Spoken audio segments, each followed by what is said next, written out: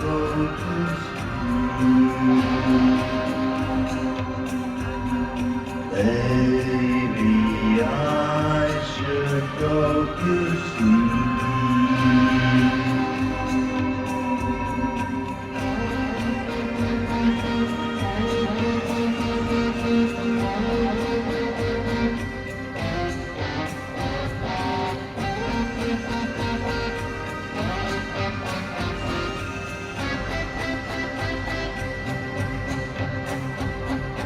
When I went to see my baby, she was in a nightgown. When I went to see my baby, she was on the ground. There was nothing in her eyes as I sat beside her. There was nothing in her eyes, nothing that could hide her.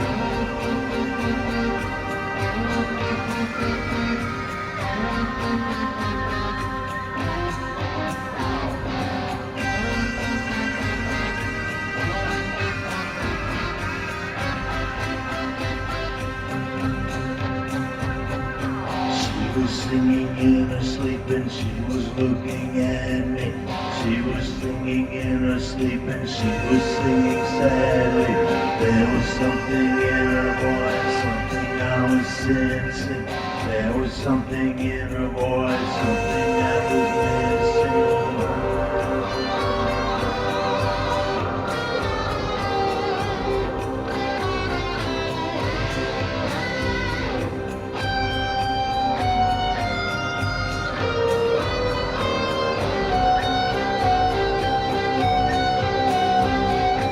Did he open up my heart and did he recognize her? Did he open up my heart and nothing could disguise her? She had sealed herself inside a body she could sleep in.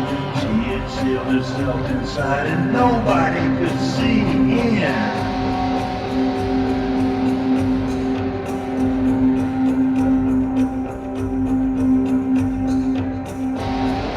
Love is just a little lamb looking for a hunk of ham. Love is just a little lamb looking for a hunk of ham. Love is just a little lamb looking for a home. Home, home, home, home, home.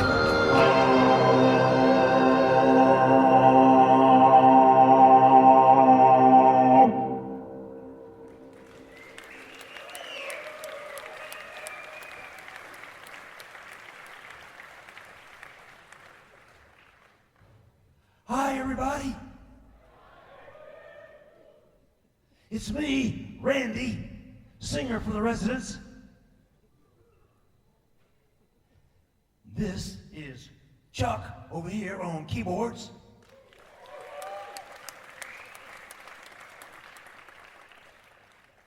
Bob on guitar.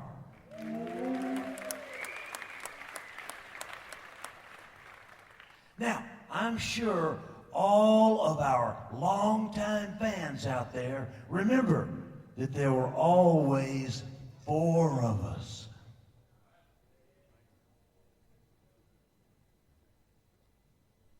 Well, I'm sorry to say that Carlos has retired. After almost 40 years, Carlos decided that the rock and roll lifestyle was just not for him. So, Carlos has gone back to Mexico to take care of his mom. But we're with you, buddy. We're with you all the way.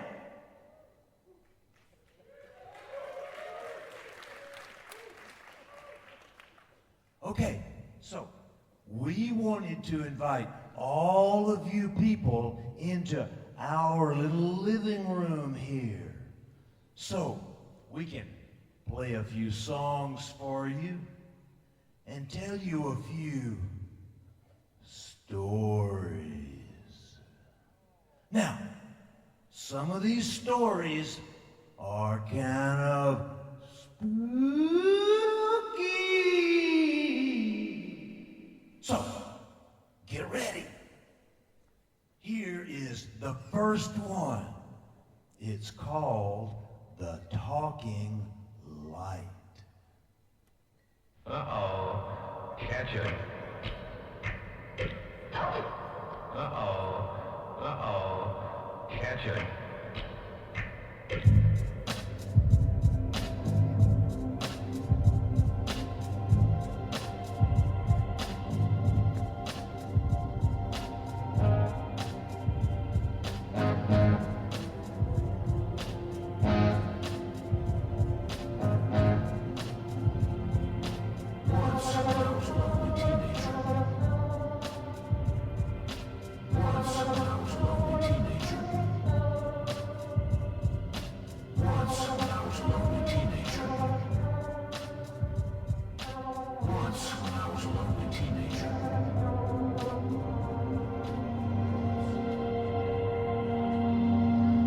Once, when I was a lonely teenager.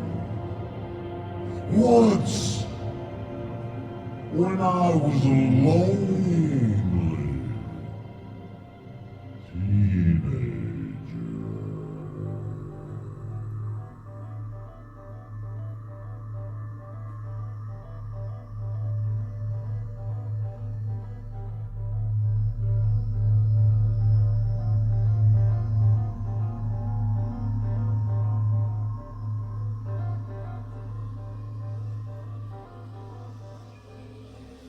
Once when I was a lonely teenager,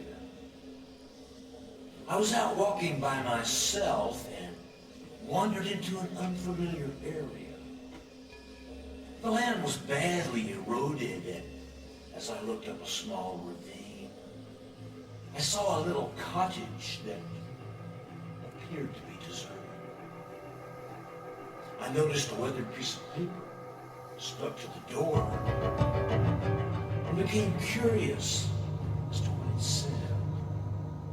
In large, shaking letters were the following words: "If you find my baby inside, please bury him."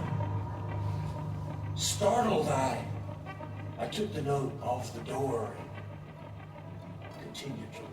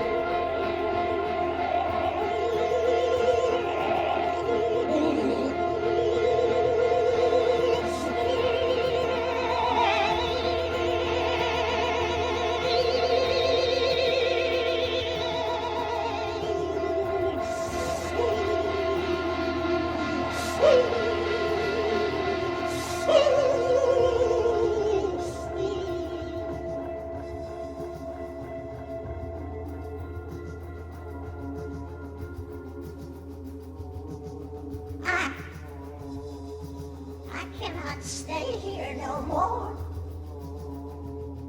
Something has my baby in that house, and I can't get him back.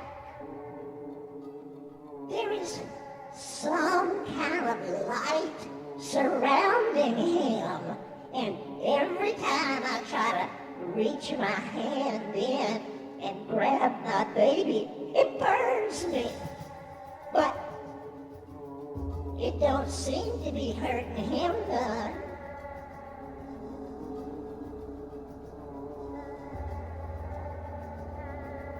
And there is a voice. A voice is coming out of the light. And it says, find the ring. Find the ring. I had looked all over that house. I tore down the wallpaper and I ripped up the floorboards and I can't find the ring anywhere.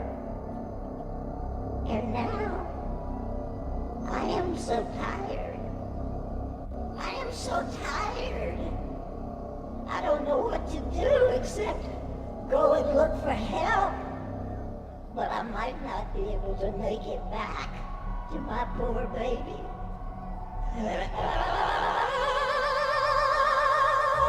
Oh God, dear God, I think we have wound up in hell.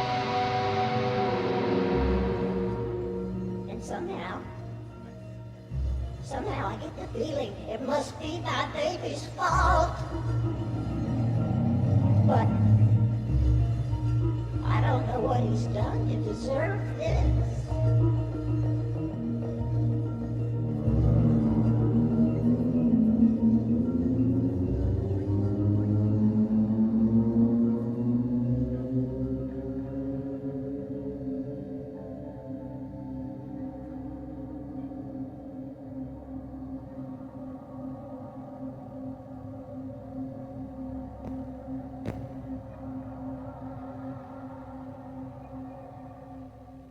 Except for a small area around a baby bassinet in the center of the room, the interior of the shack was total chaos.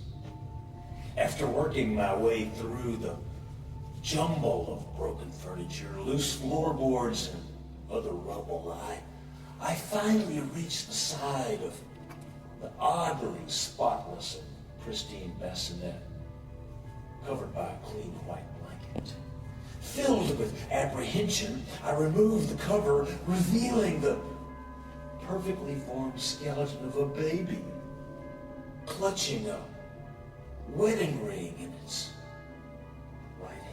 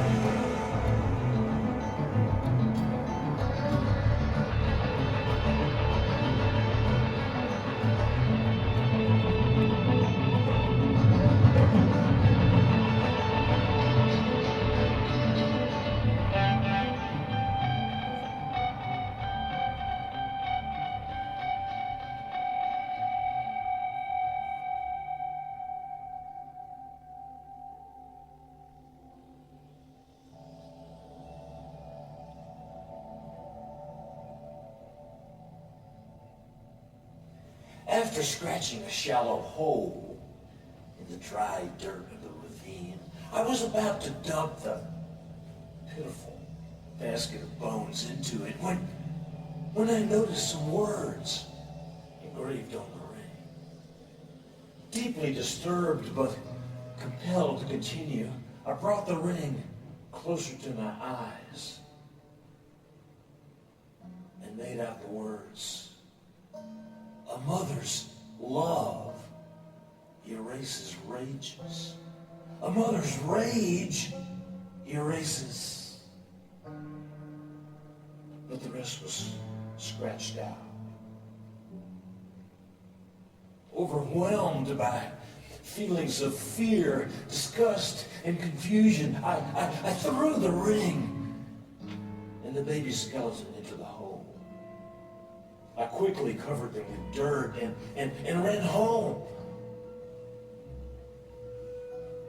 No one has ever believed my story, and I've tried to convince myself that it must have been a dream induced by the instability of adolescence.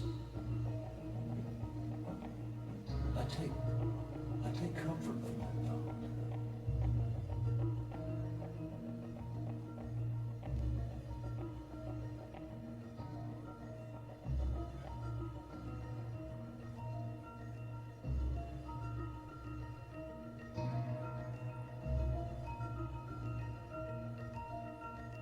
Lost in a light, lost in a light.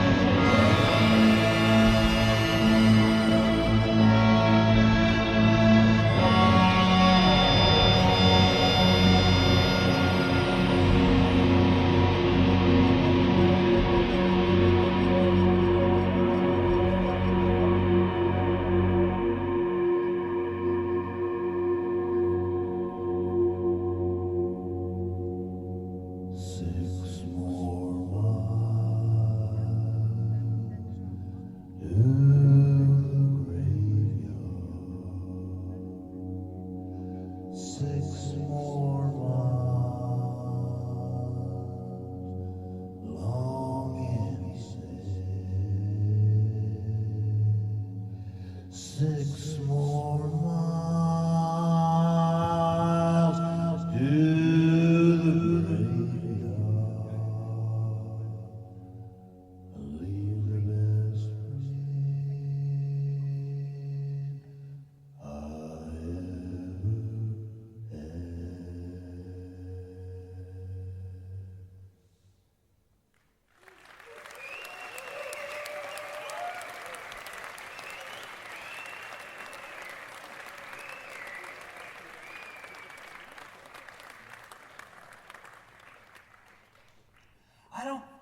I don't know about you, but I believe in ghosts.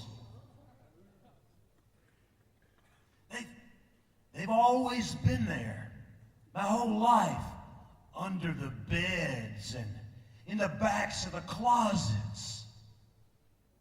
There was this one guy named Red.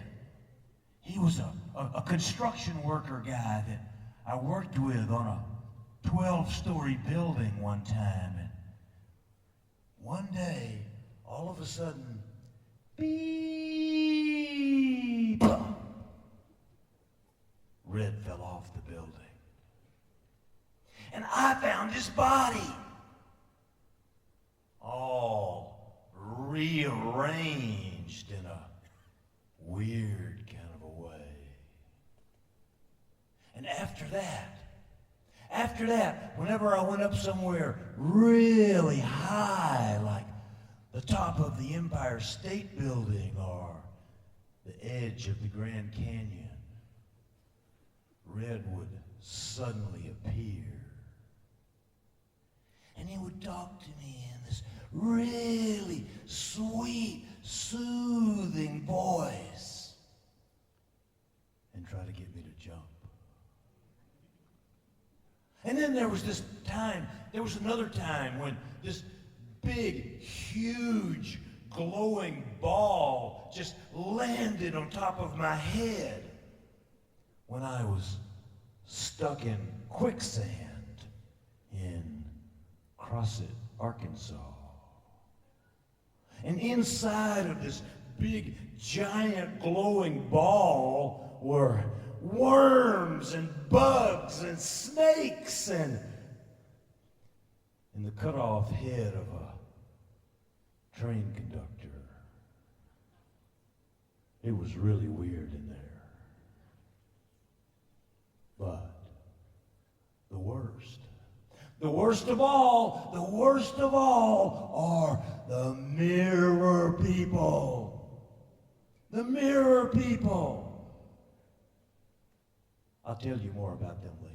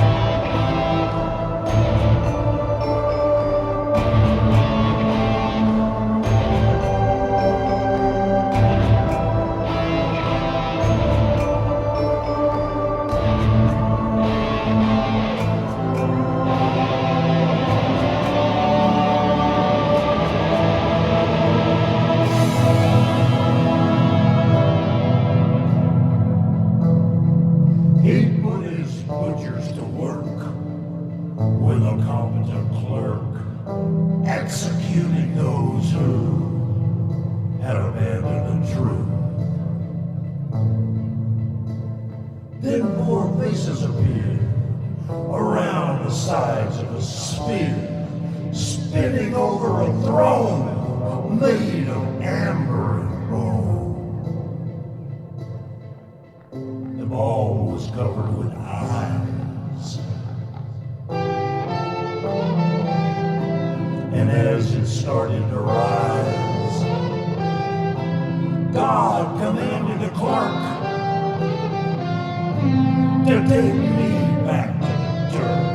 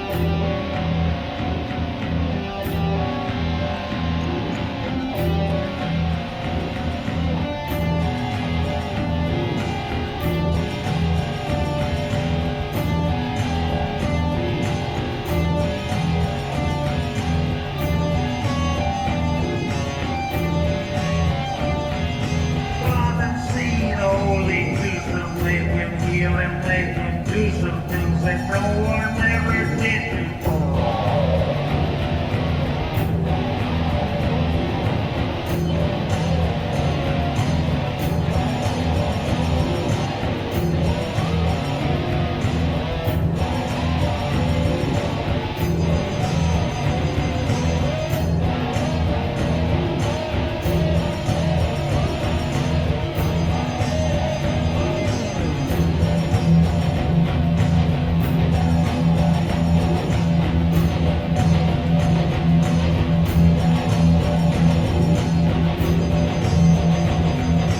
Silently I stood there, holding up the crimson bubbles that poured into my quiet mind. Then I lifted up the door and saw it like it was my lover, where my love each other as we sound. As I found the middle on it, something like the liquid donut flavor, but holding inside. Then the people screamed and shouted, where's the donut? Ooh, it's crowded. Little dust balls set a fire. That eventually descended down the lines and finally ended when the screams and unbelieving cries. For soon the cripples would be walking, where the dummies would be talking. But no one knew exactly how or why.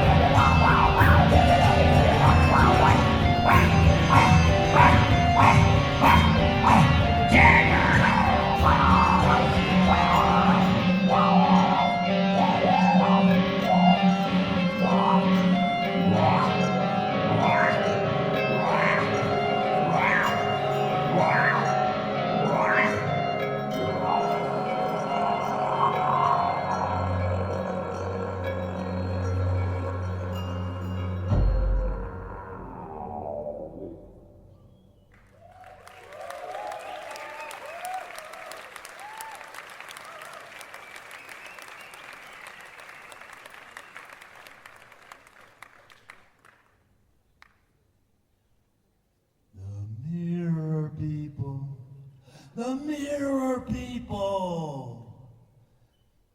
I always knew they were there. I always knew. But it wasn't a problem until not too long ago.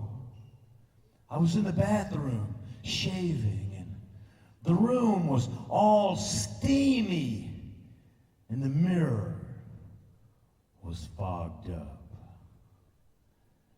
And all of a sudden, I heard this voice, and it said, "Randy,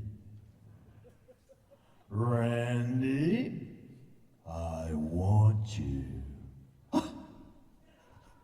I said, "Pardon me?" And I looked around, but nobody was there. But I knew who it was. I knew who it was. Slowly I walked walked up to the mirror and I wiped it away, and there he was, staring at me.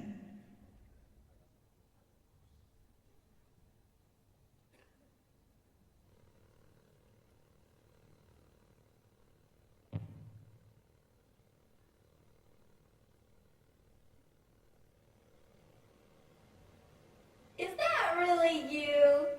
Is that really you, Dr. Phil? Gosh, I never thought I'd be talking to you, but I guess you saw the article about Florence and me in the newspaper. Yes, well, I guess you'd have to say that Florence and I were lesbians, although it just seemed to me like we were really, really close friends. What? Well, that's kind of personal, but yeah. We kind of fooled around in the beginning, but after a while, Florence was so big it wasn't really possible. I mean, how are you going to do it if you can't find the parts? After a while, I just kind of got tired of looking.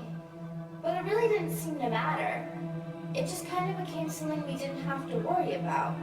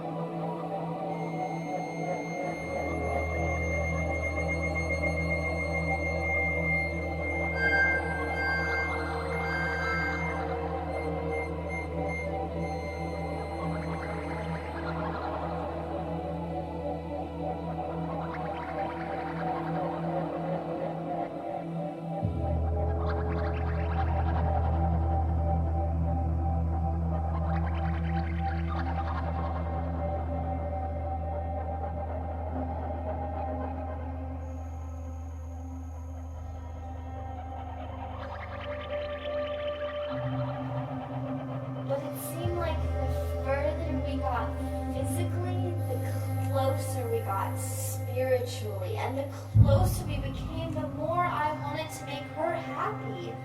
Of course, that meant eating. Florence inherited some money from a rich aunt, so we didn't have to work. I didn't have to do anything except feed Florence. And well, that's really all I wanted to do.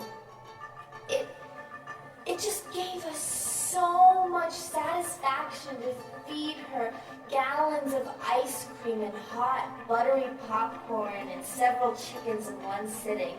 Of course, it wasn't long before she couldn't sit. She couldn't do anything except lay there as I piled on pies and cakes and french fries and dozens of hamburgers onto her one giant tray table.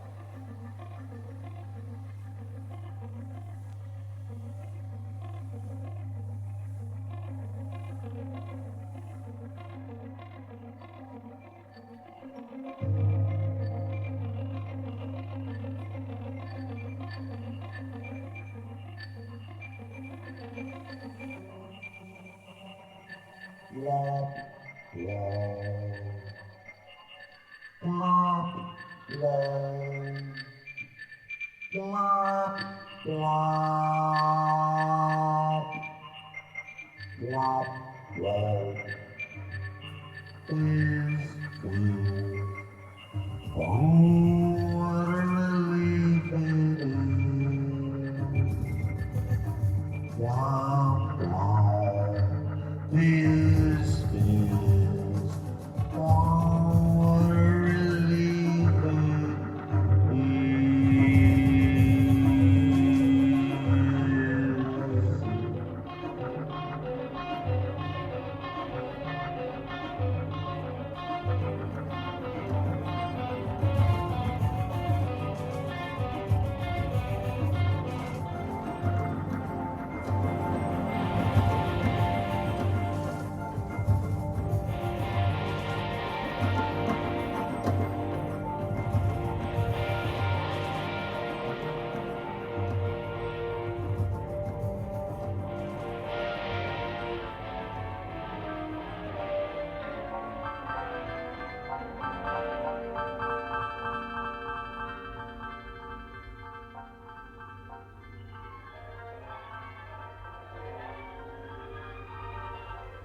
Each meal took about 2 to 3 hours. Then Florence snacked on Slim Jims and Cocoa Pops while we planned the next meal. Those were definitely the happiest years of my life. But then, Dr. Phil, I noticed that Florence was starting to sag. She just kind of spilled off the side of her bed, and then a couple months later that I realized this big puddle of Florence's flesh had oozed out onto the floor, kind of like a big mushy carpet or something. And Florence was starting to have problems breathing. And as she continued to grow, she made this horrible wheezing sound. I said we should call the doctor, but Florence just laughed that huge, hearty hee-haw that came from the center of her equally huge heart. I mean, what could I do? Florence would say, "Don't worry, little honey," and then howl with laughter. So I laughed with her, right up until the day she died.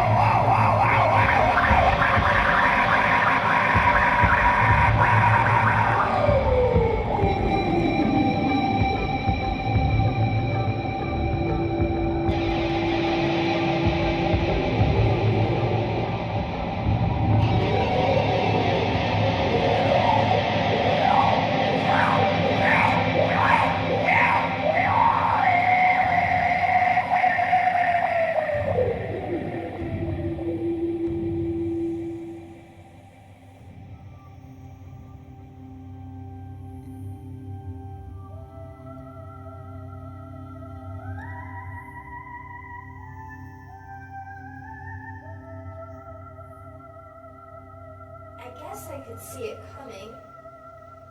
How could I not? Florence weighed 1,875 pounds when she died.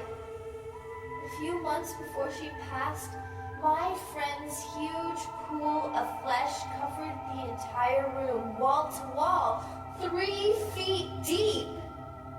Poking out from one corner of the puddle were Florence's head and hands. Everything else had long since disappeared into the huge mound of flesh known as Florence. Of course, after she died, there was no way to get her out of the room.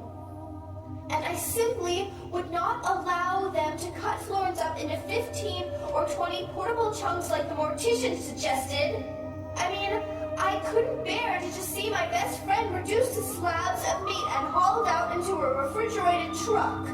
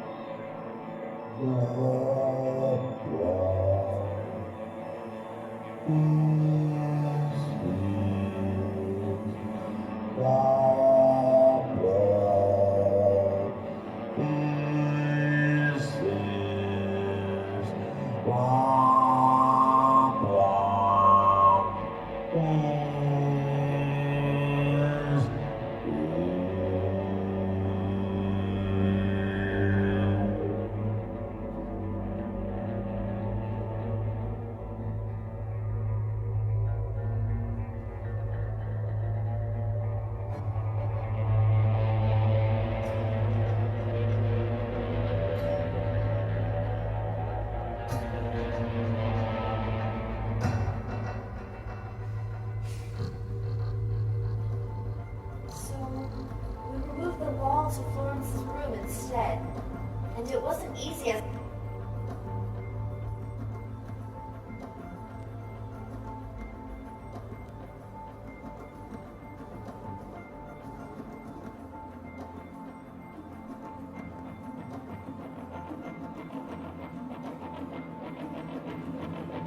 but it seemed like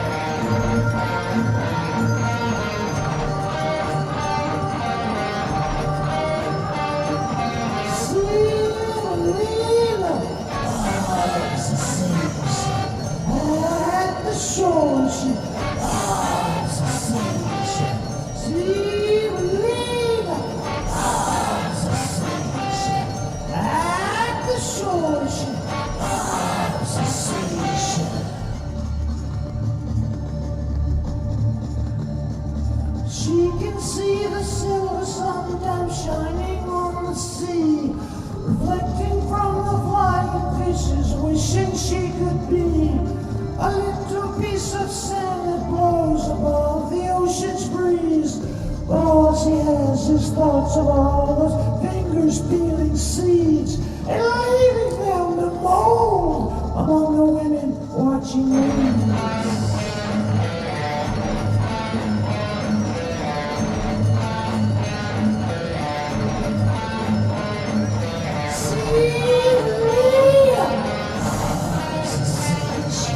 At the shore,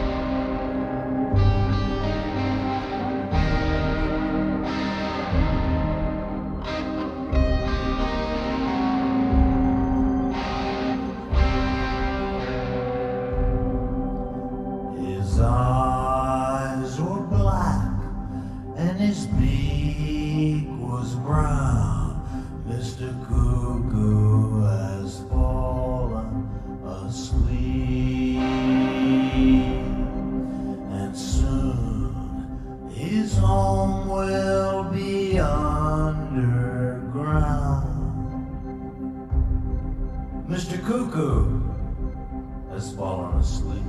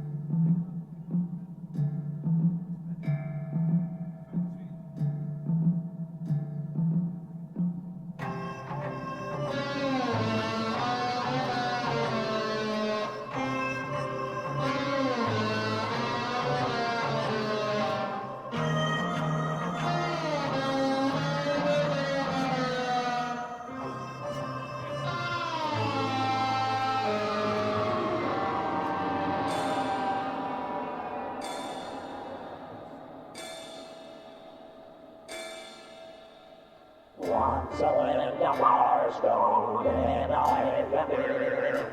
First my friend was with me, then my friend was dead. All his clothes were burned up, and his thighs were red. After all we've been through, what more can be said?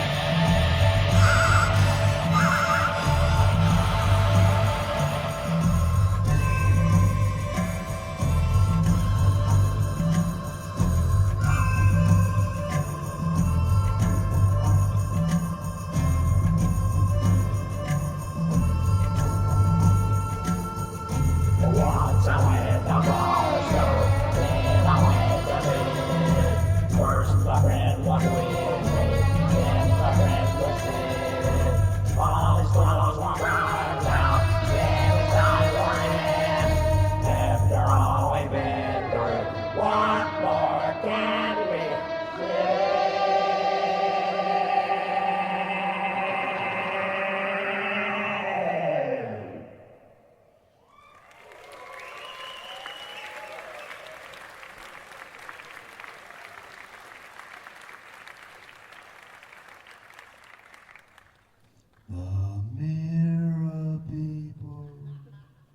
The mirror people.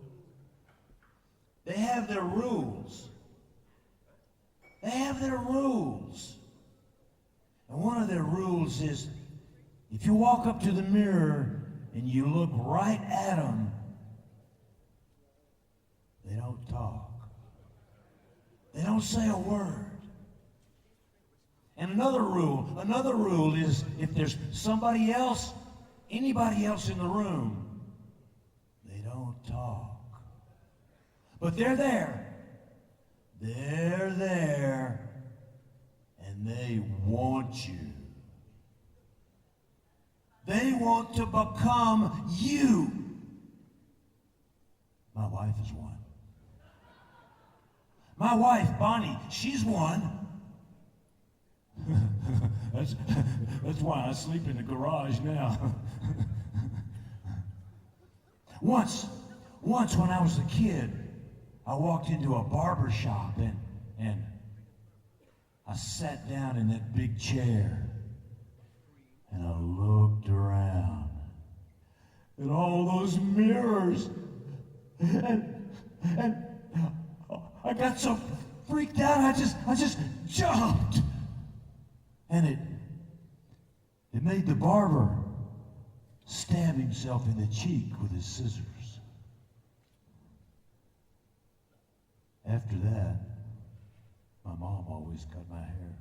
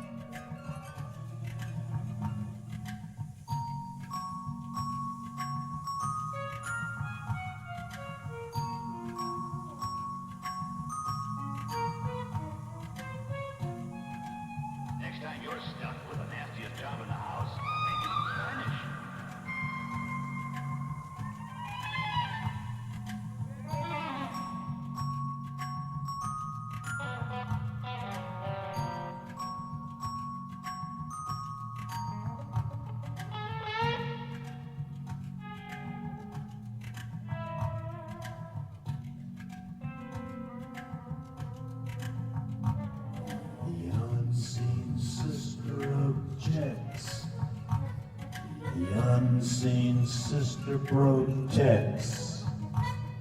The unseen sister expected nothing from life, and so she asked from side.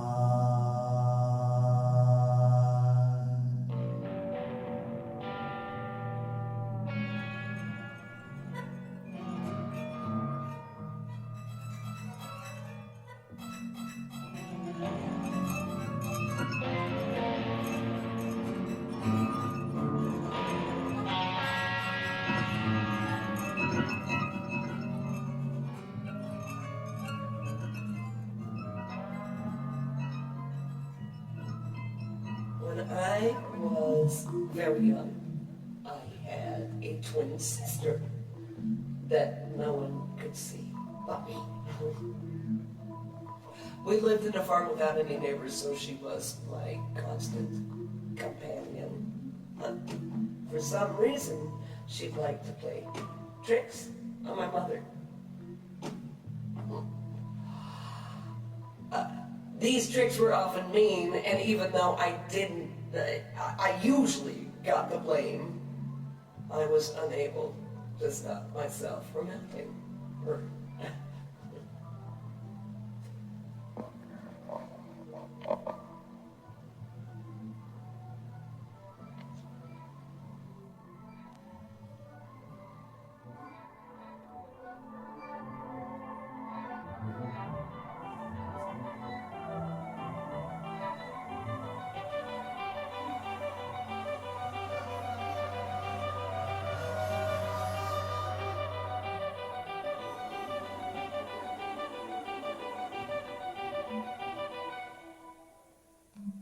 The unseen sister objects. The unseen sister protects. The unseen sister protects. The unseen sister protects.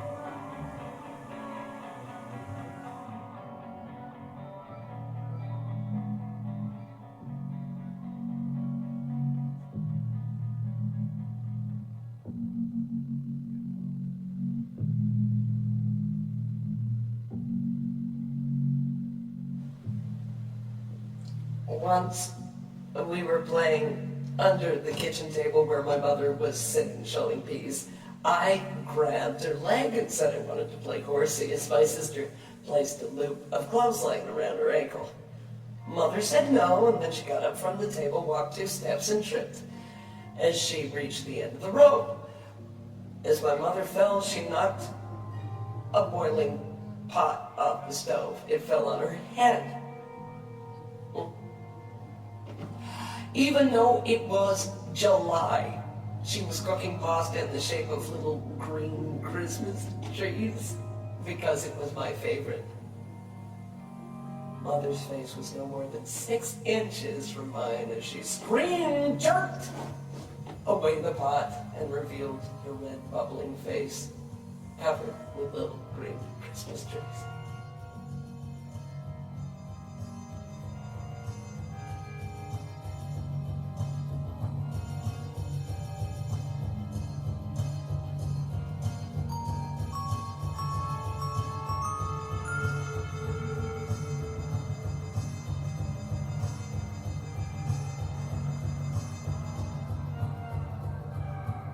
Mother was dead when I was...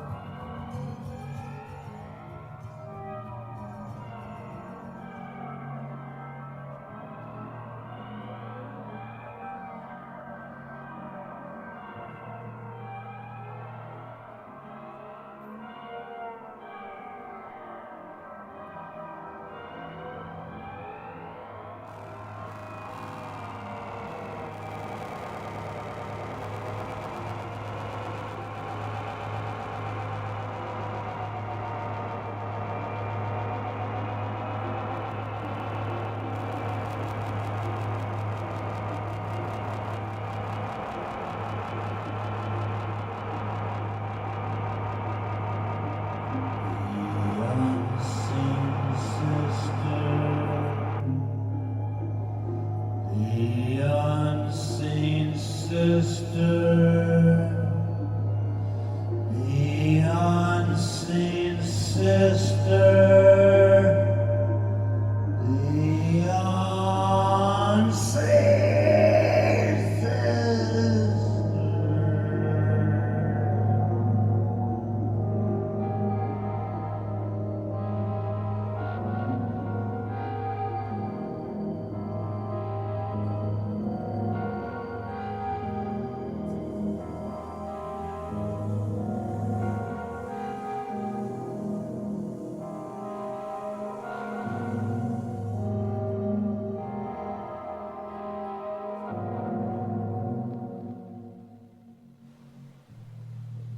Once, when we were playing under the kitchen table where my mother was sitting shelling peas, I grabbed her leg and said I wanted to play horsey as my sister placed a loop of clothesline around her ankle. Mother said no, and then she got up from the table, walked 2 steps, and tripped as she reached the end of the rope. As my mother fell, she knocked a boiling pot off the stove. It fell on her head. Even though it was July, she was cooking pasta in the shape of little green Christmas trees because it was my favorite. Mother's face was no more than 6 inches from mine as she screamed, jerked away the pot, and revealed her red bubbling face, covered with little green Christmas trees.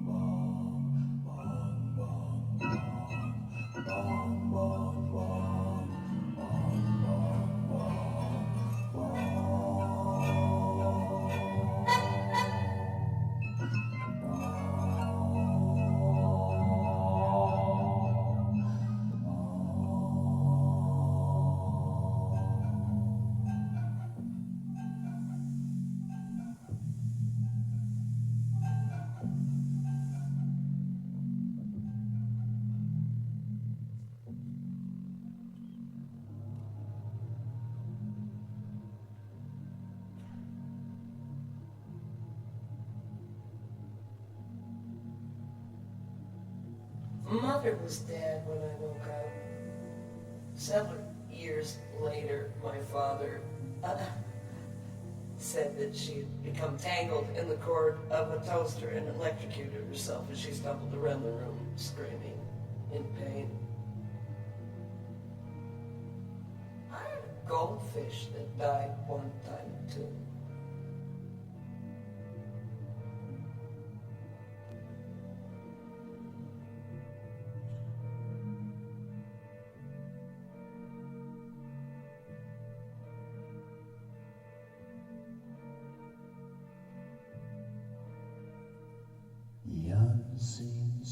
sister objects. The unseen sister protects. The unseen sister expected nothing from life, and so she passed from sight.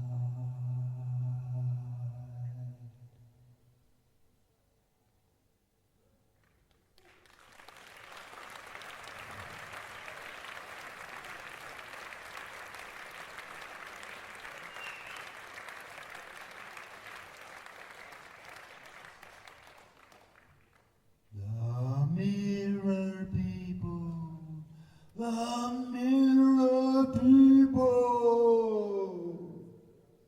Okay, all right, I know. This mirror people stuff, it sounds pretty weird. You probably think I'm crazy. Okay, all right. I'm gonna show you. I'm gonna show you. Get ready, get ready.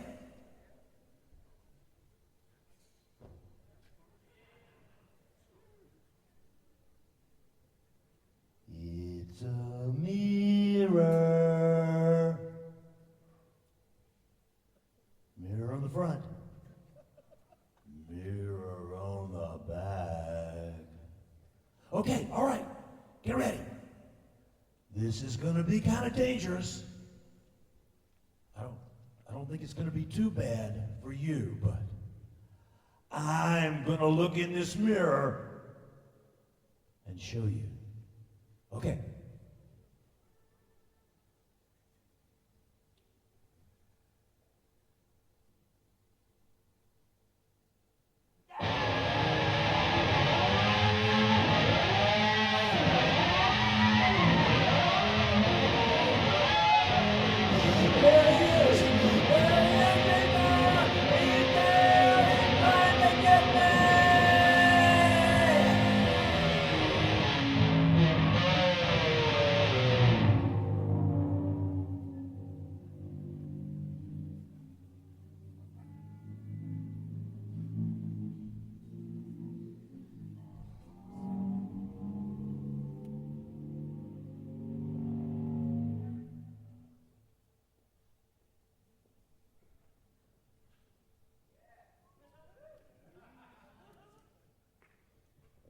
Hi. I'm Randy, singer for the residents.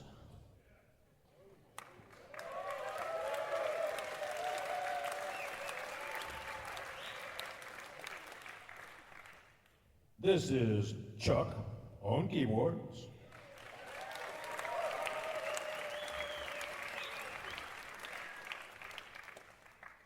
Bob on guitar.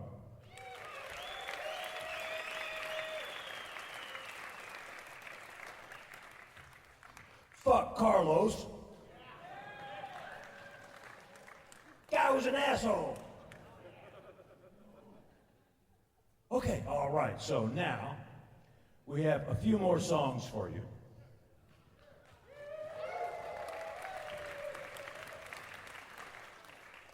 This next one is about a dear, sweet little old lady.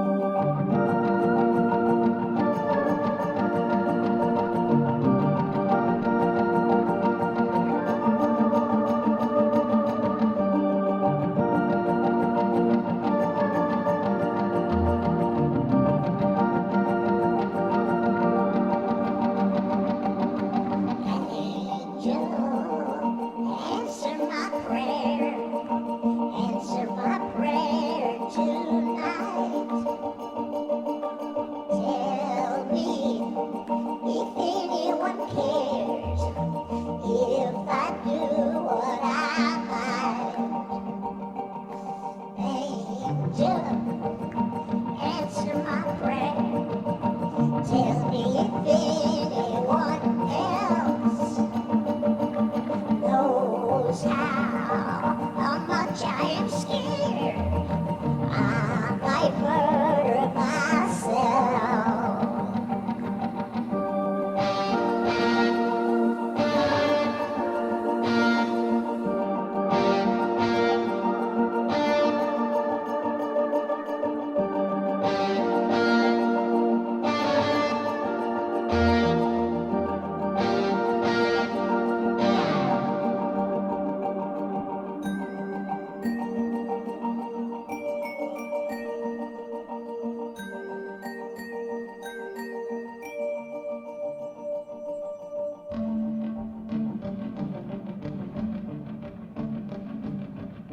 My plans.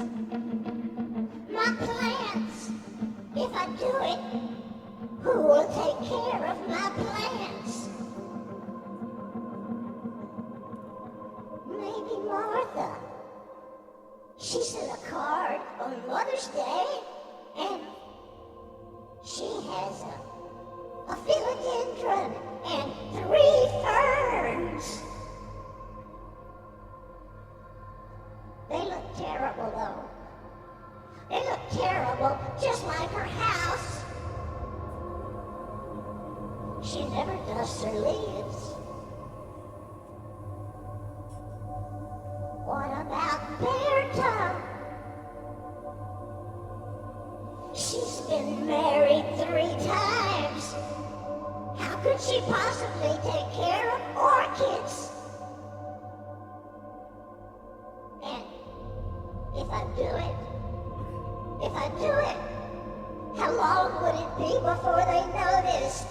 Weeks, months, and all that time,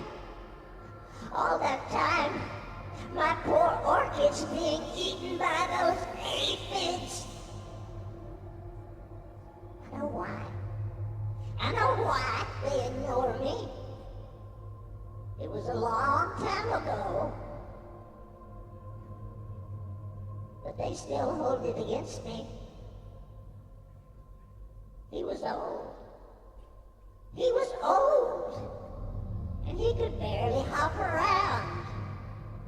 Poor thing. Somebody had to do it. Somebody had to.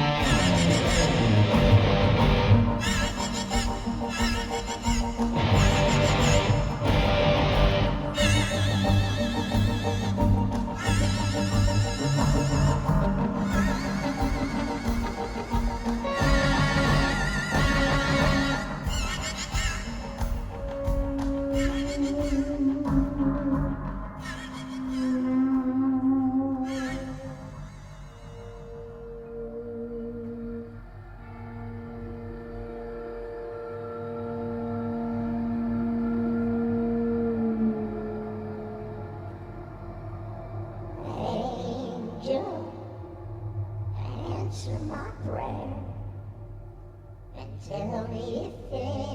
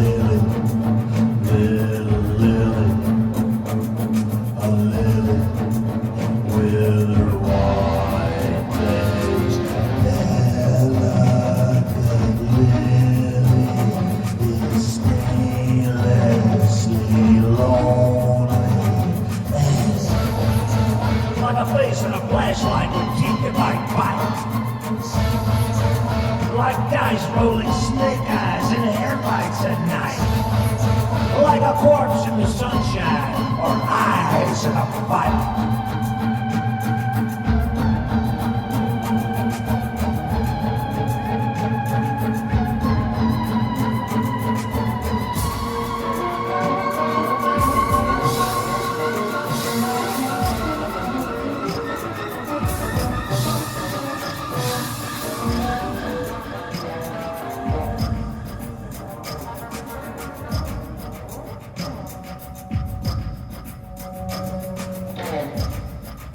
There's a spot.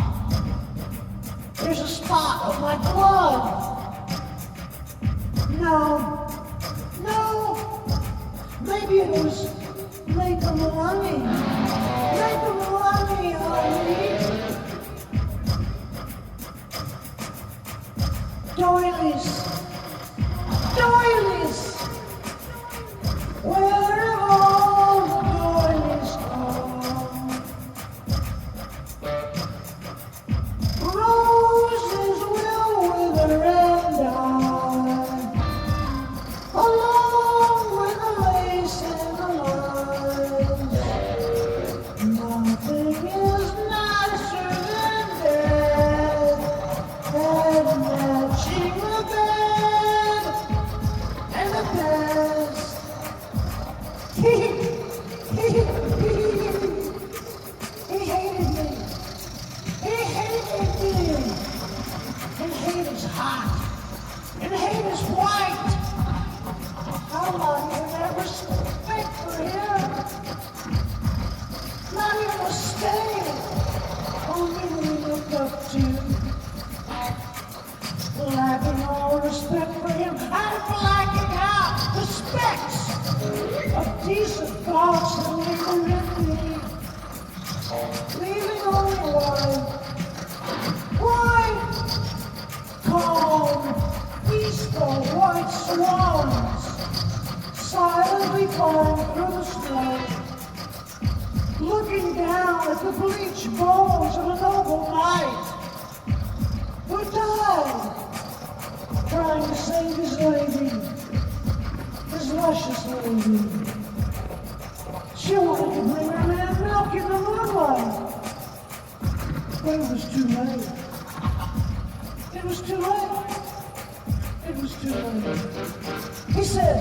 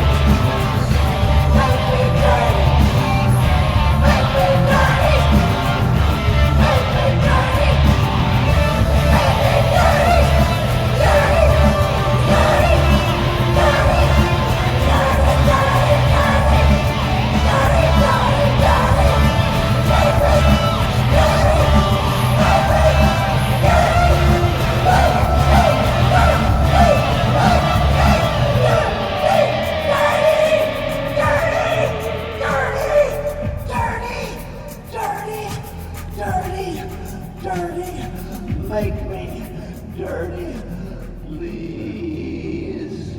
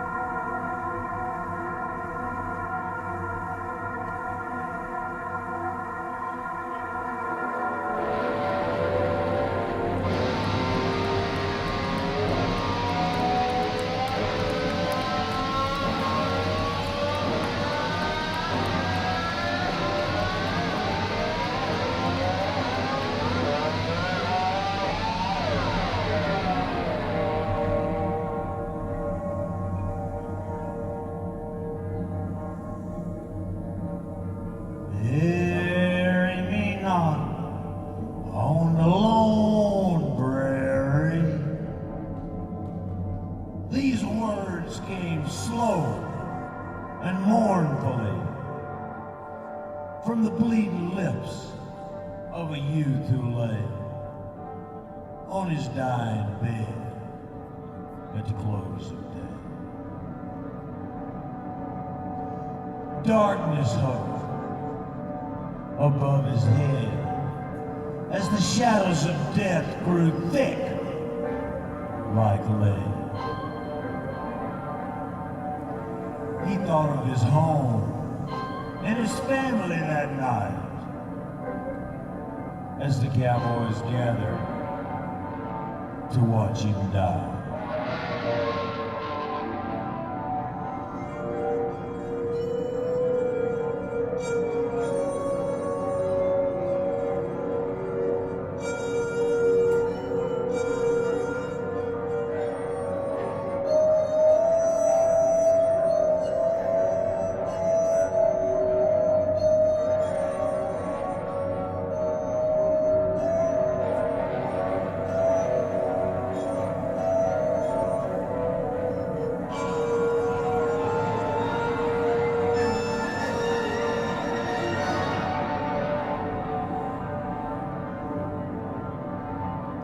Bury me not on the lone prairie where the wild coyotes howl over me in a narrow grave just 6 by 3. Oh, bury me not on the lone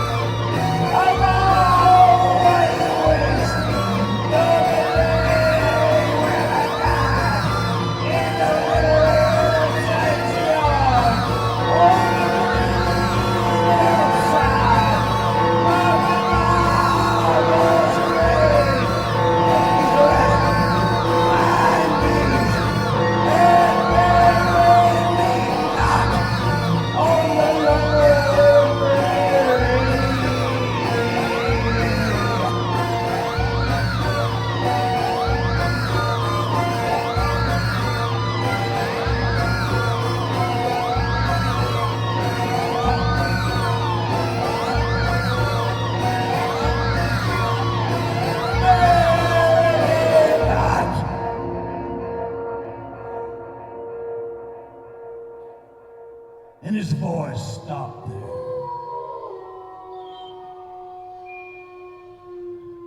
But we took no heed of his dying prayer. In a narrow grave, just 6 by 3, we buried him there.